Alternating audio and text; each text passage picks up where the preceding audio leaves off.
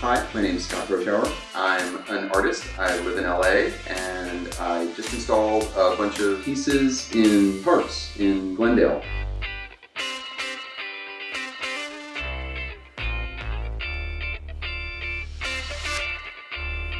I like to take street signs, because street signs are usually really negative.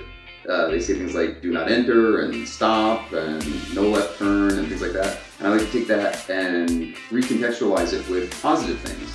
Because I think our culture, we don't have a whole lot of space where people tell us that we're doing okay or that we're all right. A lot of things tell us that we're screwing things up. And so I thought, well, what happens if we say things that are positive and things that we should do instead of things that we shouldn't do? So I've got signs around Glendale. The things I put on the signs are usually things that I feel like I need to hear. Things like relax or breathe. And so I think if I need to hear them, maybe other people would appreciate hearing them as well.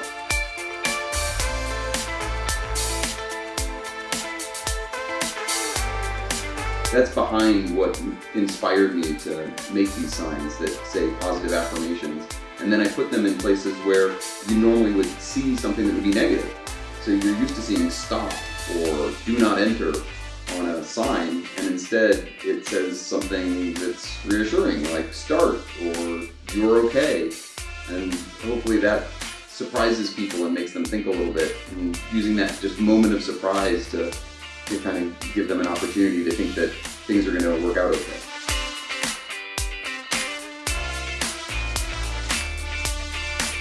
So one of the important parts of how the pieces work is that they're surprising. And when someone sees it and they're surprised by it not being what they expected, that their day-to-day life, and they might have passed by one of these signs half a dozen times and not even noticed that it didn't say stop. And you might have not even realized that it didn't say what they expected it to say. And then this one day, they look up at it and realize, that sign doesn't say what I thought it was supposed to say at all. So now there's this moment of surprise, and in that moment of surprise, there's this opportunity for connection. I like to take that opportunity, that surprise, and now that I've opened that door to surprise, now maybe I can tell you that you're all right.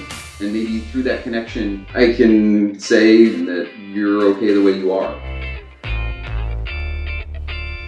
To me, that was a big breakthrough, was figuring out this way of creating art that could be accepted by cities in a different way.